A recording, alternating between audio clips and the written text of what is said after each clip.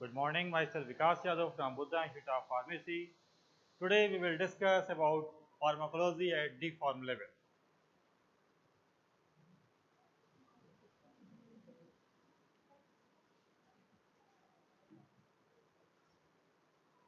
My topic is route of drug administration. My today topic is route of drug administration.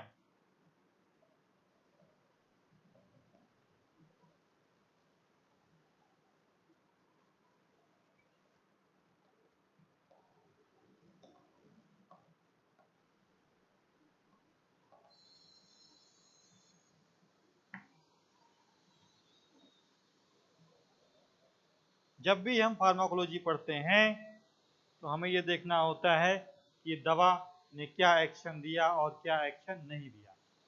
तो वहाँ पे सबसे पहले तो हमें ये पता होना चाहिए कि हम बॉडी के अंदर दवा को किस रूट से एंट्री कराएं, किन किन रास्तों से हम दवाओं का शरीर के अंदर एंट्री करवा सकते हैं। That is known as route of drug administration. तो इसके पहले हमें ये ध्यान देना होगा अब किस रूट का सिलेक्शन किया जाए, उसको डिसाइड करने के लिए कई फैक्टर्स होते हैं। जैसे मान लिया कोई पेशेंट बेहोशी की हालत में है तो उसे आप खाने पीने की दवा तो देंगे नहीं। कोई पेशेंट वॉमिटिंग कर रहा है तो उसे ओरल रूट से ड्रग दिया ही नहीं जाएगा। कोई बहुत सीवियर कंडीशन में, क्रिटिकल कंडीशन में है, हमें तुरंत एक्शन चाहिए, तो वहाँ पे हम पेरेंटल रूट से दवा देंगे। तो रूट ऑफ ड्रग एडमिनिस्ट्रेशन में पहला आपका आता है इंटेरल।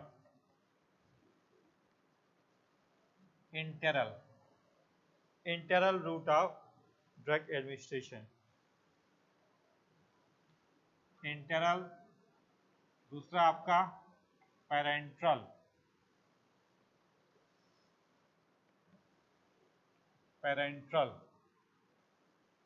तीसरा टॉपिकल या लोकल कह सकते हैं। चौथा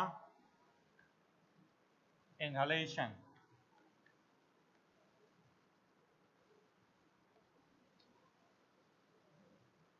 ये चार तरीके। कौन कौन सा? इंटेरल। इंटेरल का मतलब होता है कि गैस्ट्रो इंटेस्टाइनल ट्रैक्ट। इंटेरल का मतलब क्या होगा? गैस्ट्रो इंटेस्टाइनल ट्रैक्ट से, या मतलब जब हम गैस्ट्रो इंटेस्टाइनल ट्रैक्ट का यूज करके कोई दवा को लें तो दैट इज इंटेरल। पेरेंट्रल मतलब जब हम दवा को अपनी बॉडी में लें without the use of gastro intestinal tract, that is known as parenteral, मतलब वही इंजेक्शन वगैरह। टॉपिकल या लोकल, आपने ऑइंटमेंट, मलहम, सब जो भी चीज़ है स्किन पे लगा लिया लोकल एक्शन के लिए, दैट इज टॉपिकल या लोकल। चौथा आपका इनहलेशन, जैसे आपने गैसियस एनेस्थीसिया लिया या ब्रोंकोडायलेटर्स लिया, इनहेल किया, उस इनहलेशन। अब हमारा पहला डिस्कशन होगा इंटेरल रूट ऑफ ड्रग एडमिनिस्ट्रेशन। इंटेरल का क्या मतलब हुआ कि हम दवा को गैस्ट्रो इंटेस्टाइनल ट्रैक्ट के रास्ते से ले रहे हैं। अब गैस्ट्रो इंटेस्टाइनल ट्रैक्ट कहाँ से शुरू होता है? आपका बक्कल कैविटी, फिर आपका बक्कल कैविटी हो गया, इसोफेगस हो गया, स्टमक हो गया, स्मॉल इंटेस्टाइन, लार्ज इंटेस्टाइन, या फिर क्या है गैस्ट्रो इंटेस्टाइनल ट्रैक्ट के पार्ट्स हैं। तो इसमें हम पहले किसके बारे में डिस्कशन करेंगे? Oral route of drug administration. Oral route of drug administration. Oral route of drug administration कहने का क्या मतलब हुआ कि आपने दवा को कैप्सूल या टैबलेट, किसी डोजेज फॉर्म को आपने खाने के रास्ते लिया, ओरल रूट से लिया। Oral route of drug administration कहने का मतलब क्या कि दवा को हम, मेडिसिन को हम खाने के रास्ते से, इस रास्ते से खाना खाते हैं, उस रास्ते से हम दवा को अपनी बॉडी में एंट्री करा रहे हैं, oral route of drug administration.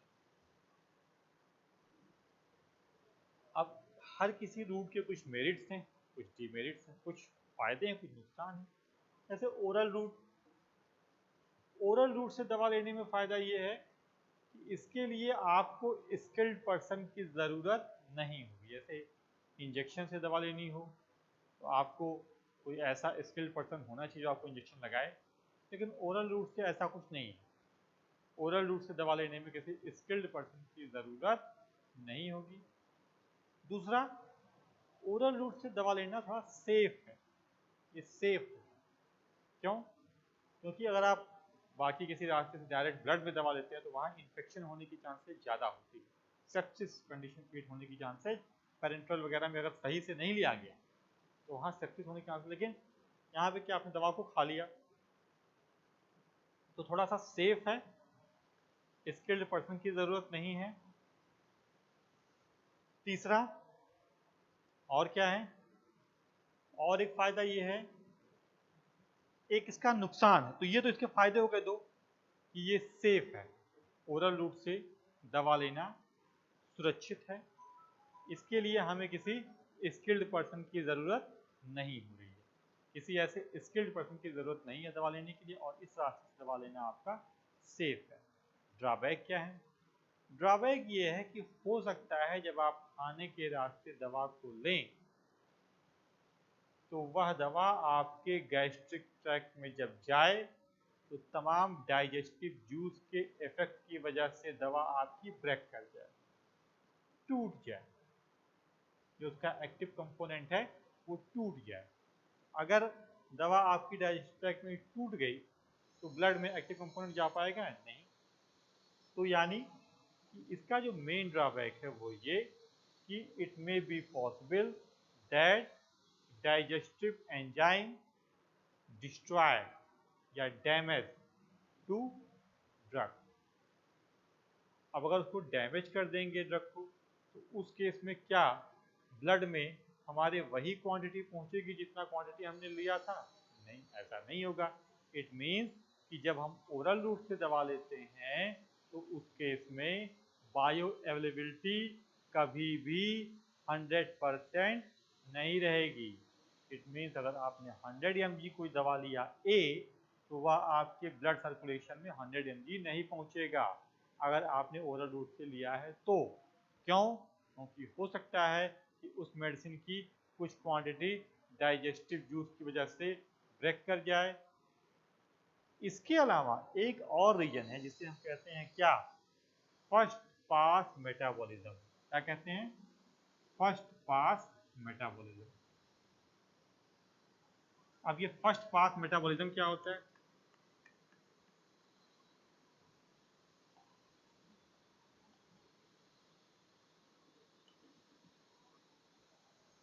कि आपने कोई मेडिसिन को लिया और लेने के बाद वो आपके स्टमक में पहुंची, फिर इंटेस्टाइन में पहुंची, इंटेस्टाइन में फिर वो दवा एब्जॉर्ब हुई। जब वो एब्जॉर्ब होगी दवा तो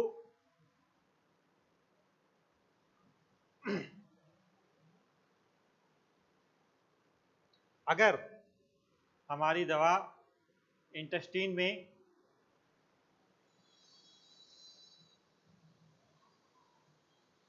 ओरल रूट का क्या ड्रॉबैक है, उस ड्रॉबैक को समझने के लिए सबसे पहले हमको समझना होगा फर्स्ट पास मेटाबॉलिज्म के बारे में। What is first pass metabolism? जब भी आप किसी मेडिसिन को ओरल रूट से लेते हैं तो वो दवा स्टमक के रास्ते आगे बढ़ेगी, इंटेस्टाइन तक पहुंचेगी, इंटेस्टाइन से फिर वो एब्जॉर्ब होगा। इंटेस्टाइन से जो भी चीजें एब्जॉर्ब होती हैं वो सीधा का सीधा मेन ब्लड सर्कुलेशन में कभी नहीं डाली जाती हैं। इंटेस्टाइन से आपकी जो भी चीजें एब्जॉर्ब होंगी, आइदर मेडिसिन या फूड मटेरियल XYZ कुछ भी, वो डायरेक्ट मेन ब्लड सर्कुलेशन में कभी नहीं डाला जाता है। उसे पहले पोर्टल सर्कुलेशन के द्वारा भेजा जाता है, कहाँ को? लिवर को। लिवर में फर्दर प्रोसेसिंग होती है, फर्दर मेटाबॉलिज्म होता है, तब उसे फर्दर प्रोसेसिंग के बाद तब उसे मेन ब्लड सर्कुलेशन में डाला जाता है। This is known as first pass metabolism या फर्स्ट पास इफेक्ट। तो अगर आपने मेडिसिन को लिया और वो मेन ब्लड सर्कुलेशन में जाने के पहले डाइजेस्टिव जूस से इंटरेक्ट हुआ, लिवर में गया, वहाँ उसकी प्रोसेसिंग हुई, तो इन तमाम घटनाओं के बाद जो ड्रग की एग्जैक्ट क्वांटिटी होगी वो डाउन हो जाएगी। मींस जो अमाउंट मेन ब्लड सर्कुलेशन में पहुंचेगा, मेन ब्लड सर्कुलेशन में, वो कुछ ना कुछ कम होगा। इट मींस कि फर्स्ट पास इफेक्ट या फर्स्ट पास मेटाबॉलिज्म की वजह से जो एक्चुअल क्वांटिटी ब्लड में जानी चाहिए वो नहीं जाएगी, उससे कुछ कम क्वांटिटी जाएगी। इट मींस कि जब भी हम oral route of drug administration लेते हैं तो हमारी बायो अवेलेबिलिटी 100% नहीं होती है, due to the effect of digestive enzymes and also due to the effect of first pass metabolism या first pass effect in which the drug after absorption from intestine does not pour into main blood circulation, but initially by portal circulation it goes to liver where it is metabolized to certain other thing। इन सारे के सारे process की वजह से oral route of drug administration में bio availability कम होती है। साथ ही साथ और क्या डिसएडवांटेज है कि अगर हमें क्विक एक्शन चाहिए हो, अगर मान लिया पेशेंट किसी सीवियर कंडीशन में और हमें क्विक एक्शन देना हो तो वहाँ हम ओरल रूट को प्रिफर नहीं करते। क्यों? क्योंकि इसमें टाइम लगेगा, जीआई ट्रैक्ट में जाएगी, एब्जॉर्ब होगी, तब अपना कहीं एक्शन देगी। तो ऐसे केसेज में हम ओरल रूट को प्रिफर नहीं करते हैं। यानी कि oral route of drug administration is safe, it does not require any skilled person. ये दोनों इसके क्या हैं? मेरिट्स। डीमेरिट्स क्या हैं? डीमेरिट्स ये हैं कि जब आप ओरल रूट से किसी दवा को लेते हैं तो उसकी बायो अवेलेबिलिटी 100% कभी नहीं होती है। साथ ही साथ ये हो सकता है कि ओरल रूट से मेडिसिन को लेने के बाद वेरियस डाइजेस्टिव एंजाइम के इफेक्ट के कारण दवा आपकी डिग्रेड हो जाए, या ये भी हो सकता है कि मेडिसिन आपकी गैस्ट्रोइंटेस्टाइनल ट्रैक्ट से एब्जॉर्ब होने के बाद जब फर्स्ट पास इफेक्ट में जाए तो वहाँ उसकी पोटेंसी डाउन हो जाए। तो ये सारी की सारी चांसेस हैं। और क्या है दूसरा? अब ओरल रूट में जैसे आप खाने की जो भी दवाएं लेते हैं, जो भी दवा आप खाते हैं, क्या वो कैप्सूल, क्या वो टैबलेट, ठीक है, क्या वो सस्पेंशन, सॉल्यूशन, खाने पीने की जो भी दवाएं, दैट ओरल रूट। दूसरा क्या है? Sublingual route.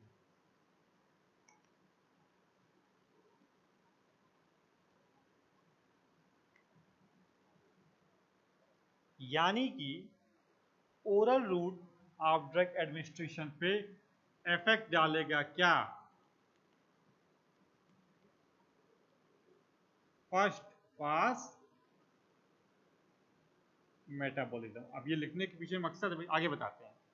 सबलिंगुअल रूट, इसमें क्या है? सबलिंगुअल, हमने क्या किया कि मेडिसिन को अपने जीभ के नीचे रख लिया, मेडिसिन को अपनी जीभ के नीचे रख लिया, वहाँ से धीरे धीरे मेडिसिन ब्लड स्ट्रीम में डिजॉल्व होती गई।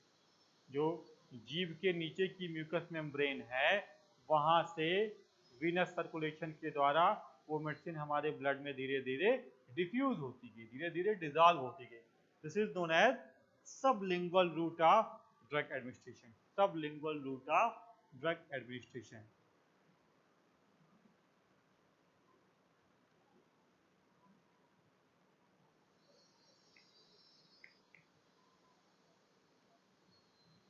This is known as sublingual route of drug administration.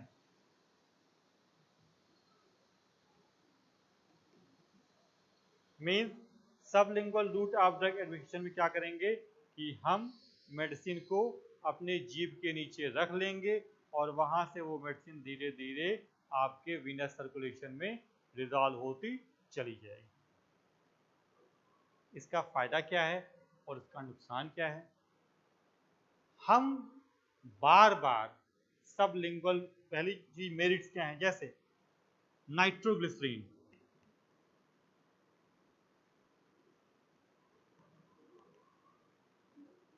Nitroglycerine को आप जीभ के नीचे रख लीजिए और धीरे धीरे वो आपके वीनस सर्कुलेशन में डिसॉल्व होती जाएगी। लेकिन अगर यही नाइट्रोग्लिसरीन हम ओरल डोजेज फॉर्म में लेते हैं, इनगल्फ करेंगे, उस केस में जो हमारे डाइजेस्टिव एंजाइम्स हैं वो इस नाइट्रोग्लिसरीन को ब्रेक कर देंगे। It means sublingual route of drug administration में जो हमारी मेडिसिन है उसे हम जीभ के नीचे रख लेते हैं और वहाँ से दवा धीरे धीरे आपकी ब्लड सर्कुलेशन में डिफ्यूज हो जाती है। एग्जाम्पल के तौर पे नाइट्रोग्लिसरीन, इसको हम जीभ के नीचे लेते हैं और वो धीरे धीरे हमारे ब्लड में डिफ्यूज होती जाती है। अच्छा, एक खास बात यह है कि जब जीभ के नीचे दवा को रखने से वो म्यूकस मेम्ब्रेन के थ्रू ब्लड में डिफ्यूज होगी, तो उस कंडीशन में इट बाईपास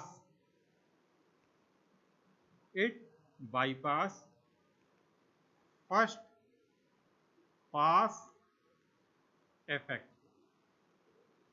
इस केस में दवा हमारी फर्स्ट पास इफेक्ट में नहीं जाती। क्यों?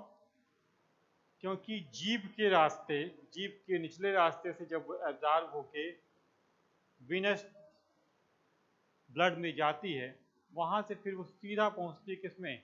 Superior vena cava. कहाँ पहुंचती है? Superior vena cava. तो जब वो सुपीरियर वेना केवा में पहुंच जाती है, ऐसे कंडीशन में उसको लिवर में जाने की चांसेस नहीं रहती है, वो फर्स्ट पास मेटाबॉलिज्म को नहीं जाती है। इट मीन्स जो हमारी मेडिसिन सबलिंगुअल रूट से लेंगे तो वो फर्स्ट पास इफेक्ट को बाईपास कर जाएगी। तो उस कंडीशन में बायो अवेलेबिलिटी कम होगी या ज़्यादा होगी? बायो अवेलेबिलिटी ज़्यादा होगी comparison to oral route. It means sublingual route of drug administration में बायो अवेलेबिलिटी ज़्यादा होती है comparison to oral root.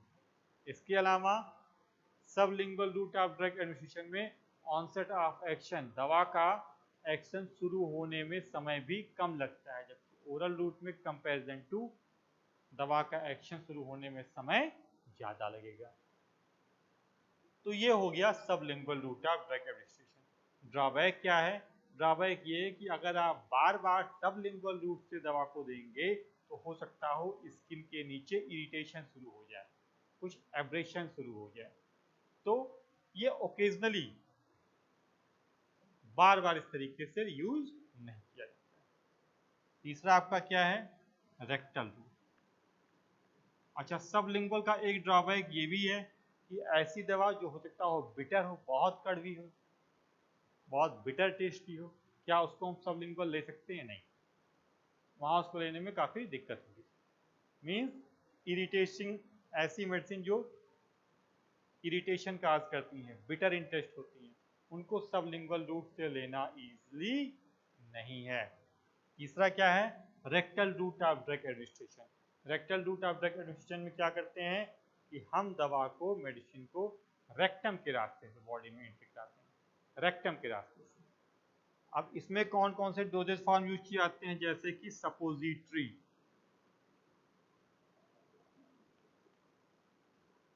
Enema, enema लगाते हैं, जैसे किसी को कॉन्स्टिपेशन वगैरह हो जाए तो इनेमा लगाया जाता है। सपोजिटरी, एर्गोटामिन वगैरह की सपोजिटरी आती हैं माइग्रेन को क्योर करने के लिए।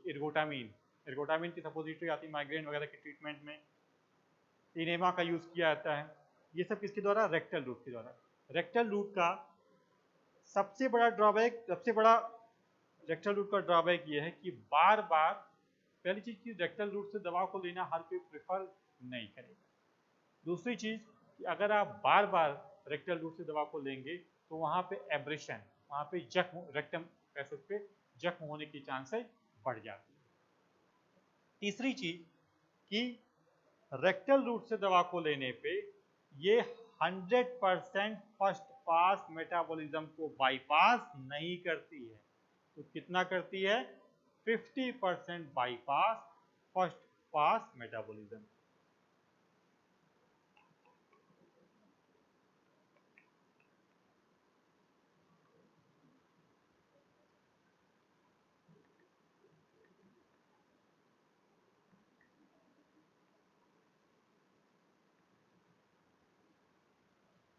मतलब जब भी हम किसी दवा को रेक्टल रूट से लेते हैं तो rectal route of drug administration में हम जनरली यूज करते हैं like suppository, like enema. Enema वगैरह जैसे कॉन्स्टिपेशन की दिक्कत हो जाए, जैसे दिक्कत हो जाए तो उस केस में हम क्या देते हैं? इनेमा, बावल को बाहर निकालने के लिए। सपोजिटरी जैसे इर्गोटाबिन की सपोजिटरी दी जाती है माइग्रेन के ट्रीटमेंट में।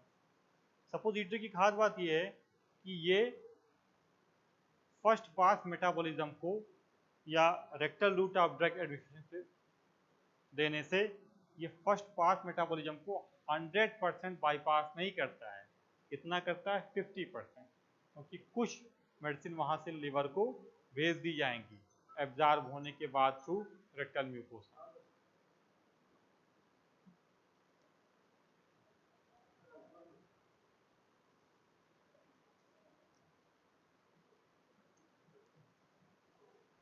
It means enteral route of drug administration में हम मेडिसिन को लेते हैं कहाँ? किस रास्ते के through? Via gastro intestinal tract. उसमें आपका क्या है? पहला oral route of drug administration, दूसरा क्या है? Sublingual route of drug administration, तीसरा है rectal route of drug administration. Oral route of drug administration में क्या है? हम दवा को खाने के रास्ते लेते हैं, जैसे आपने कैप्सूल लिया, जैसे आपने टैबलेट लिया, जैसे आपने सस्पेंशन पी लिया किसी मेडिसिन का। ये सब क्या है? Oral route of drug administration. ये इसके एडवांटेज क्या है कि आपको दवा खाने के लिए कोई बहुत योग्यता की ज़रूरत नहीं है। आपको कहा जाए कि ये दवा ऐसे खाना है तो आप खा ले जाएंगे, दिन में 2 बार खाना है 2 बार खा ले जाओगे। उसके लिए आपको कोई स्पेसिफिक योग्यता की ज़रूरत नहीं है। Means for intake via oral route there is no need to any skilled person. दूसरी चीज़ क्या है कि इस तरीके से दवा लेना सेफ है। इस तरीके से दवा लेना सेफ है। क्यों? क्योंकि मान लिया अगर आप पेरेंटल रूट से दवा लेते हैं तो उस कंडीशन में अगर स्किल्ड पर्सन नहीं है तो इन्फेक्शन होने की चांसेज होती है, लेकिन ओरल रूट में इन्फेक्शन होने की चांसेस नहीं होती। अगला, अगर आपने ओरल रूट से ड्रग को ले लिया और या ओरल रूट से किसी ऐसी चीज को ले लिया जो शायद, मान लिया कोई मेडिसिन है जो आपने ओरल रूट से लिया, अब उसमें कुछ इम्प्योरिटी, कुछ उसमें इम्प्योरिटी है और हम चाहते हैं कि वो एब्जॉर्ब ना हो, तो हम एक्टिवेटेड चारकोल के थ्रू उसको एब्जॉर्ब करा के बाहर निकाल देंगे ताकि वो हमारी बॉडी में एब्जॉर्ब ना होने पाए। यानी कि अगर हम ओरल रूट से दवा को ले रहे हैं और हम चाहें कि एक्टिवेटेड चारकोल वगैरह पे दवा को एब्जॉर्ब कराना, तो हम एब्जॉर्ब करा के उसको बाहर निकाल सकते हैं कि इससे पहले कि वो मेडिसिन आपके ब्लड में डिफ्यूज हो जाए। ड्रॉबैक क्या है कि जब भी आप ओरल रूट से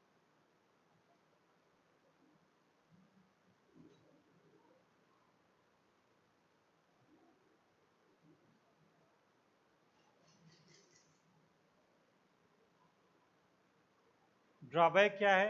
ड्रॉबैक ये है कि जब भी आप ओरल रूट से दवा को लेंगे तो ओरल रूट से जो दवा ली जाएगी हो सकता है कि डाइजेस्टिव एंजाइम की वजह से वो दवा बीच में ही ब्रेक कर जाए।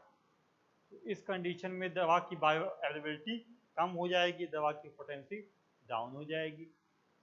साथ ही साथ जब भी हम किसी चीज़ को खाते हैं, या वो दवा या वो खाने पीने की चीज़ें, तो वो गैस्ट्रो इंटेस्टाइनल ट्रैक्ट या इंटेस्टाइन से एब्जॉर्ब होने के बाद सीधा का सीधा मेन ब्लड सर्कुलेशन में नहीं डाली जाती, जबकि पहले उनको कहाँ भेजा जाता है, लीवर के पास, बाई पोर्टल सर्कुलेशन। लीवर में उस दवा की क्या होती है, प्रोसेसिंग होने के बाद तब उस मेडिसिन को मेन ब्लड सर्कुलेशन में डाला जाता है। तो फर्स्ट पास मेटाबॉलिज्म की वजह से दवा की बायोअवेलेबिलिटी कम हो जाती है, दवा का सर्टेन अमाउंट डिग्रेड हो जाता है। Sublingual route of drug administration में क्या हुआ कि हम मेडिसिन को टंग के नीचे रख लेते हैं और वहां से वो धीरे धीरे हमारे ब्लड सर्कुलेशन में म्यूकस मेम्ब्रेन के थ्रू डिफ्यूज हो जाती है। जैसे हम नाइट्रोग्लिसरीन को लेते हैं via sublingual route of drug administration. Sublingual route of drug administration में क्या होता है कि जो मेडिसिन है वो फर्स्ट पास मेटाबॉलिज्म को बाईपास कर जाती है, क्योंकि जो दवा है वो सीधे वेनस ड्रेनस के थ्रू एब्जॉर्ब होगी और डाल दी जाएगी कहाँ पे, सुपीरियर वेना केवा में, तो वो लिवर को जाएगी नहीं, तो फर्स्ट पास मेटाबॉलिज्म को बाईपास कर जाएगी। इट मीन्स कि sublingual route of drug administration में बायो अवेलेबिलिटी आपकी ओरल रूट की तुलना में इसकी बायो अवेलेबिलिटी ज़्यादा होगी, ऑनसेट ऑफ एक्शन कम होगा, ओरल रूट में ऑनसेट ऑफ एक्शन ज़्यादा होगा। ओरल रूट में दवा देर से काम करना शुरू करेगी, सबलिंगुअल रूट में दवा जल्दी से काम करना शुरू करेगी, क्योंकि जल्दी ही वो मेन ब्लड सर्कुलेशन में पहुंच जा रही है। ओरल रूट में मेडिसिन की बायो अवेलेबिलिटी 100% से काफ़ी कम होगी, सबलिंगुअल रूट में बायो अवेलेबिलिटी ओरल रूट की तुलना में थोड़ा ज़्यादा बेहतर होगी, ज़्यादा होगी। तीसरा है क्या, rectal route of drug administration. इसमें क्या है कि हमने मेडिसिन को rectum, caecum colon rectum anus, कि हमने मेडिसिन को रेक्टम के रास्ते से अंदर इंसर्ट किया, फिर वो रेक्टल मेम्ब्रेन के थ्रू डिफ्यूज होगी और कहाँ जाएगी, मेन ब्लड सर्कुलेशन में। रेक्टम के द्वारा जनरली सपोजिटरी, इनेमा वगैरह ये सब दिया जाता है। सपोजिटरी में जैसे इर्गोटामिन की suppository for the treatment of migraine, enema दिया जाता है। Rectal route of drug administration का सबसे बड़ा ड्रॉबैक ये है कि ये 100% फर्स्ट पास मेटाबॉलिज्म को बाईपास नहीं करती है, जबकि 50% बाईपास करती है टू फर्स्ट पास मेटाबॉलिज्म को, क्योंकि कुछ ना कुछ मेडिसिन लीवर को जाएगी ही जाएगी। इसके अलावा फ्रिक्वेंट बार बार इस्तेमाल इस रूट को नहीं किया जाता। देखो, फ्रिक्वेंट यूज़ के लिए रेक्टल रूट नहीं है, फ्रिक्वेंट यूज़ के लिए सबलिंगुअल रूट नहीं है, फ्रिक्वेंट यूज़ के लिए आपका ओरल रूट है बेस्ट, बट फ्रिक्वेंट यूज़ के लिए सबलिंगुअल या रेक्टल रूट नहीं है, क्योंकि अगर दवा इरिटेशन काज कर रही है तो उस कंडीशन में इस रास्ते से दवा देना सही नहीं होता है, क्योंकि हो सकता है कि सबलिंगुअल मेम्ब्रेन को डैमेज कर दे, हो सकता हो कि रेक्टल मेम्ब्रेन को डैमेज कर दे अगर हाईली इरिटेटिंग मेडिसिन हो तो।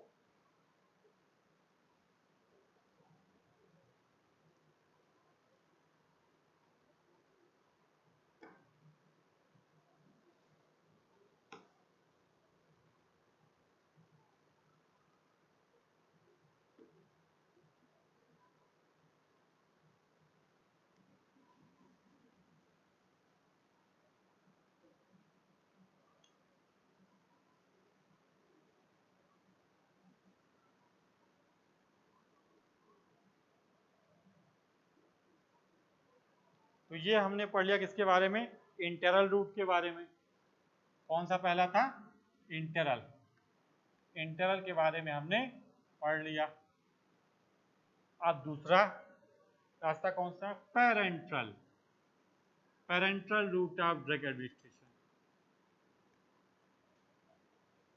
पेरेंट्रल रूट का मतलब क्या कि हम मेडिसिन को बॉडी में भेजने के लिए नॉर्मल गैस्ट्रोइंटेस्टाइनल ट्रैक्ट का इस्तेमाल नहीं कर रहे हैं। इसमें क्या क्या आपका आ जाएगा, IV means intravenous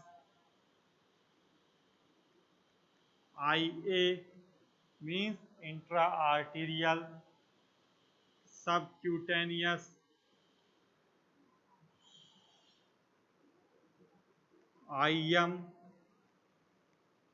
intramuscular, ID intradermal,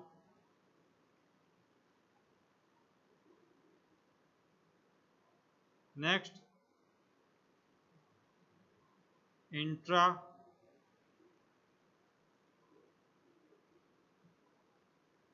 articular, next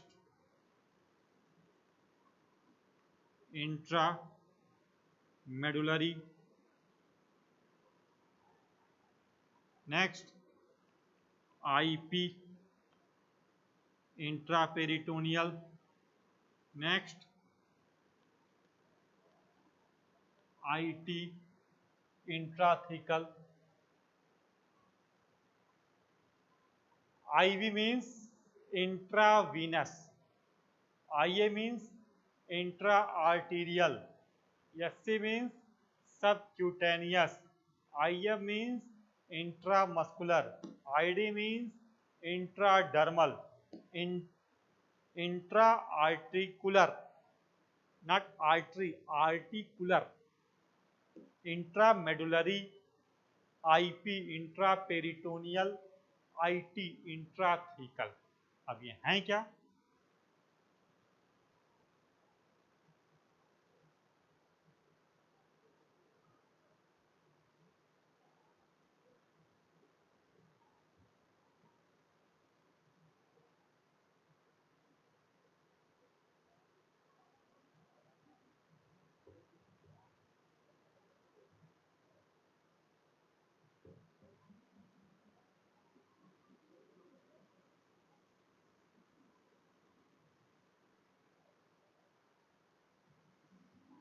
सबसे पहले IV इंजेक्शन के रास्ते आपने दवा को कहाँ? वेन में डाल दिया। इंजेक्शन के रास्ते आपने दवा को कहाँ डाल दिया? वेन में, इंट्रावीनस। अगर हम वेन में डालेंगे तो क्या हमारी मेडिसिन फर्स्ट पास इफेक्ट को जाएगी? नहीं। तो जब फर्स्ट पास इफेक्ट को नहीं जाएगी तो हमारी मेडिसिन की बायो अवेलेबिलिटी क्या कम होगी? नहीं। It means when drug is given via IV route, then its bioavailability will be 100%.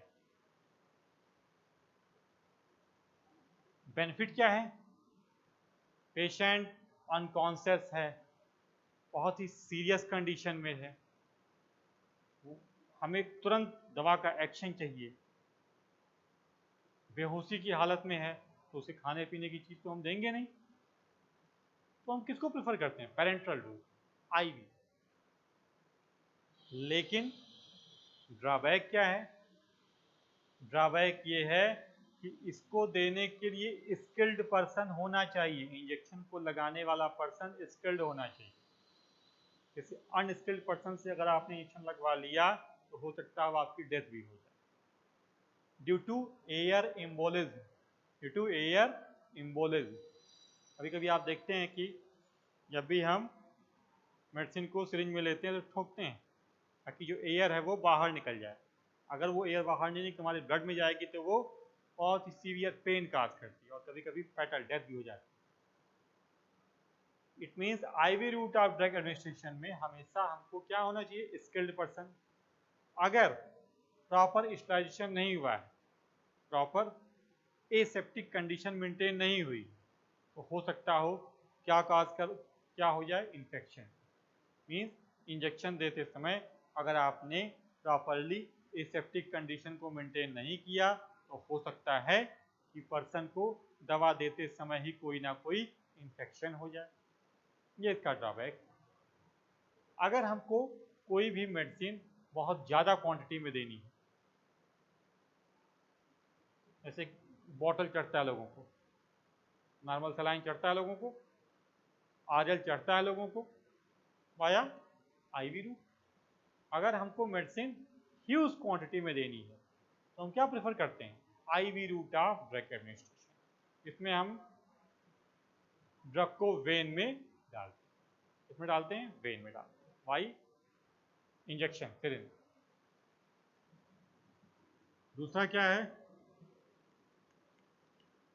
IA intra arterial. Intra arterial generally जो इंजेक्शन देते हैं वो किसमें, IV वेनस वेन्स में दिया था, IV रूट को ही हम प्रेफर करते हैं। IA में हम मेडिसिन को कहाँ देते हैं, इंट्रा आर्टीरियल, आर्टरी में डालते हैं। इसको ज़्यादा प्रेफर नहीं किया जाता है, क्यों, क्योंकि वेन हमारी ऊपर है, आर्टरी थोड़ा गहराई में होती है, इंट्रा आर्टरी थोड़ा डीपली। अगर आर्टरी में देते समय कहीं सराउंडिंग नर्व को डैमेज हो गया तो वो ज़्यादा सीवियर केस होगा। इसीलिए हम ज़्यादा प्रेफर करते हैं कि इसमें IV ना कि IA। IA के लिए जनरली जैसे हमको एंजियोग्राफी कराना हो,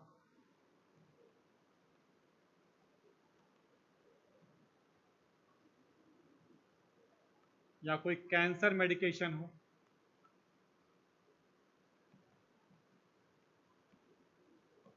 जैसे रेडियो ओपेक टेक्निक से हमें क्या कराना हो, एंजियोग्राफी, तो वहाँ पे जो भी ड्रग होगी उसे आर्टरी में डालेंगे। कैंसर मेडिकेशन तमाम IA आर्टरी में डाली जाती हैं, इंट्रा आर्टीरियल। फिर आपका क्या है, सबक्यूटेनियस। सबक्यूटेनियस में क्या है कि मेडिसिन को सिरिंज के द्वारा हमने कहाँ डाल दिया, सबक्यूटेनियस रीजन में। देखो स्किन में सबसे ऊपर क्या होती है, एपिडर्मिस, उसके नीचे डर्मिस, उसके नीचे सबक्यूटेनियस लेयर, उसके नीचे मस्कुलर लेयर। ये हो गया आपका एपिडर्मिस, ये हो गया डर्मिस, ये हो गया सबक्यूटेनियस लेयर, सबसे लास्ट में मस्कुलर लेयर। तो इसी मस्कुलर लेयर इधर क्या है, ब्लड सर्कुलेशन वगैरह, वेन्स वगैरह।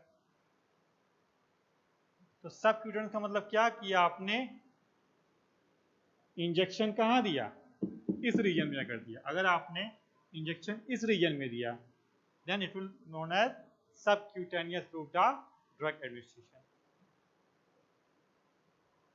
इसमें हम क्या देते हैं, जैसे डिपॉट वगैरह तमाम देते हैं, डिपॉट, डिपॉट को आप सबक्यूटेनियस रास्ते में देते हैं, ID इंट्राडर्मल भी देते हैं, IM भी दिया जाता है। Subcutaneous route of drug administration में जो आपकी मेडिसिन होगी वो धीरे धीरे धीरे धीरे डिफ्यूज होगी, स्लोली स्लोली स्लोली मेडिसिन आपकी डिफ्यूज होगी subcutaneous route of drug administration में। इसके अलावा अगर आपकी medicine highly irritating causing, irritation उससे बहुत ज़्यादा होता है, तो उस केस में हम सबक्यूटेनियस रूट को प्रिफर नहीं। It means subcutaneous route is not prefer for highly irritating medication. इसके अलावा ड्रॉबैक और क्या हो जाएगा, पेनफुल होगा थोड़ा बहुत, स्मॉल क्वांटिटी ऑफ मेडिसिन।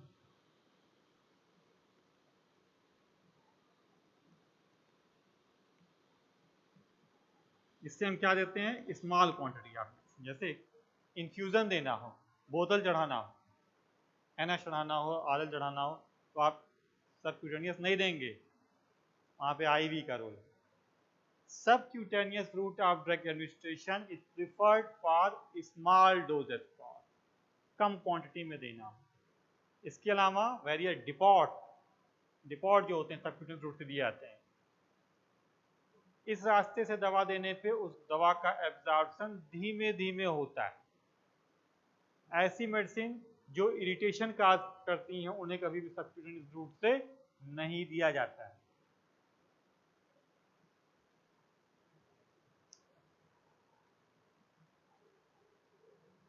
जैसे आप देखते होंगे इंसुलिन का इंजेक्शन, जो डायबिटीज पर्सन होते हैं इंसुलिन का इंजेक्शन लगाते हैं, जो इंसुलिन इंजेक्शन लेते हैं किस रास्ते से, सबक्यूटेनियस रूट। यहाँ लिया, होल्ड स्किन को किया और पेनिट्रेट कर दिया वाया सबक्यूटेनियस रूट। वो कहाँ डालते हैं, सबक्यूटेनियस रूट में। इट मीन्स पेरेंट्रल रूट, तो ये हो गया आपका subcutaneous route of drug administration. इसके अलावा और क्या होता है आपका,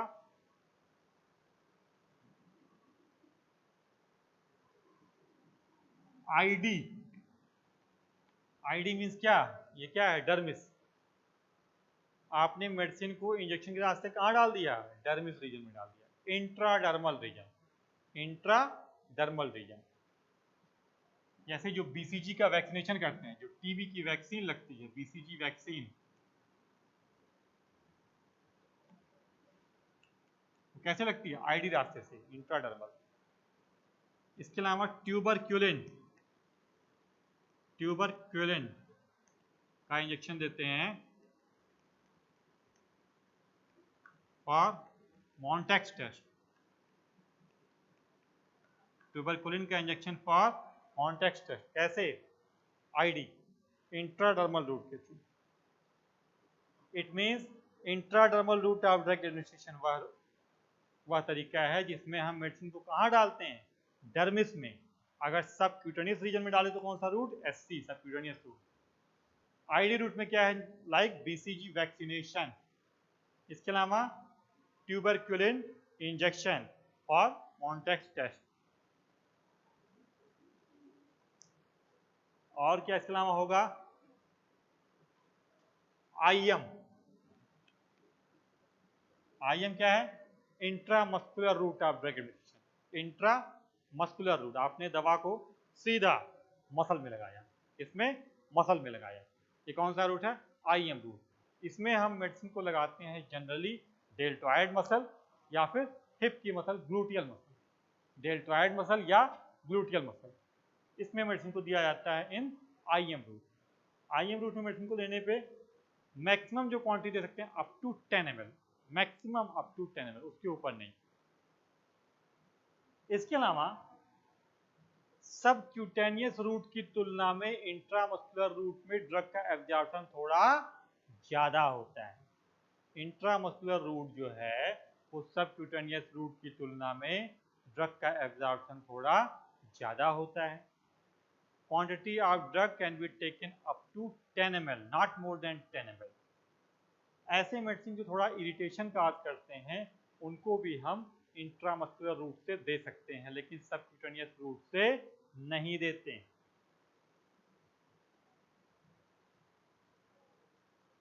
जैसे आपका इंजेक्शन दिए जाते हैं, रेबीज के injection via intramuscular route, rabies के इंजेक्शन देते हैं वाया इंट्रामस्कुलर रूट।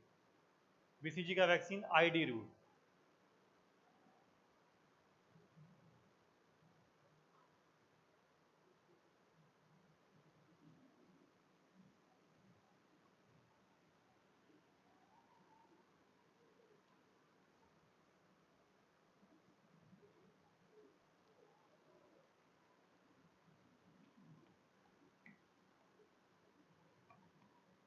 पैरेंट्रल में ही आपका अगला क्या आता है, इंट्राथीकल,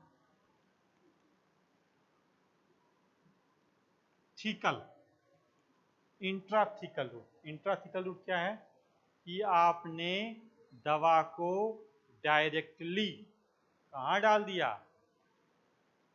सीएसएफ में, सेरिब्रोस्पाइनल फ्लूइड में। Means intrathecal route is the route of drug administration in which drug is given to cerebrospinal fluid, CSF। उसे हम क्या कहेंगे, intrathecal route of drug administration. जैसे मेनिंजाइटिस के इन्फेक्शन में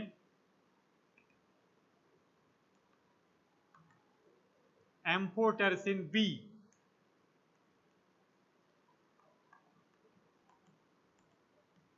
या स्ट्रेप्टोमाइसिन,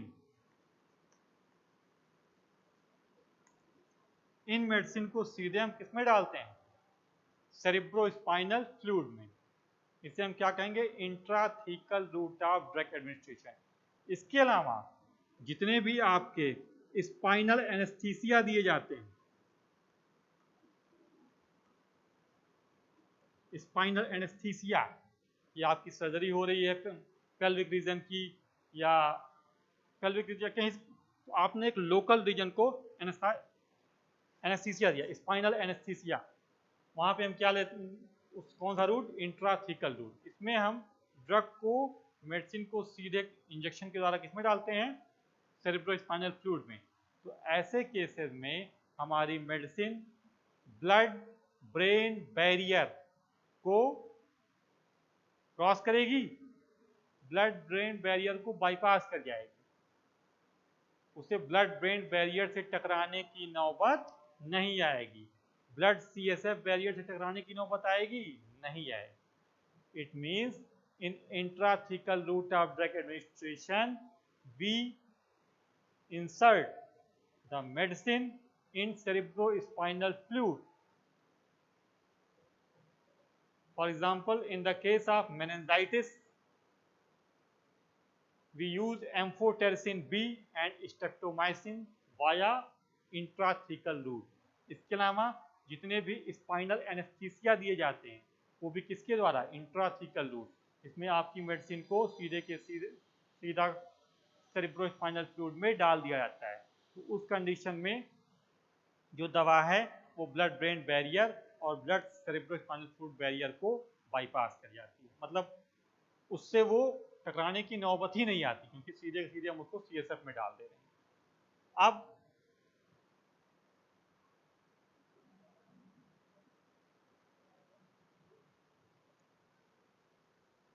तो ये हो गया आपका, ये जो आज का टॉपिक मैंने आपको बताया, रूट ऑफ ड्रग एडमिनिस्ट्रेशन में दो, कौन सा, इंटेरल एंड पेरेंट्रल रूट। पेरेंट्रल में खास फोकस करिए, फोकस सब पे रहेगा, बट पेरेंट्रल में याद रखिए IV drug is given to veins, IA drug is given to artery, IT drug is given to cerebrospinal fluid, IM drug is given to muscles, subcutaneous drug is given to subcutaneous layer। एक और होता है IP intraperitoneal. Intraperitoneal जैसे laboratory animals पे जब experiment करते हैं rat या माइस पे, तो IP रूट से ड्रग को दिया जाता है, IP route of drug administration. वहां पे सीधे के सीधे पेरिटोनियम में ड्रग को डालते हैं, इंट्रापेरिटोनियल। इसके अलावा आपका IM इंट्रामस्कुलर हो गया, IT इंट्राथिकल हो गया, ये तमाम रास्ते। तो इन सब की डिटेल स्टडी अब आगे हम डिस्कशन करेंगे दो और रूट, टॉपिकल और इनहलेशन के बारे में। Thank you.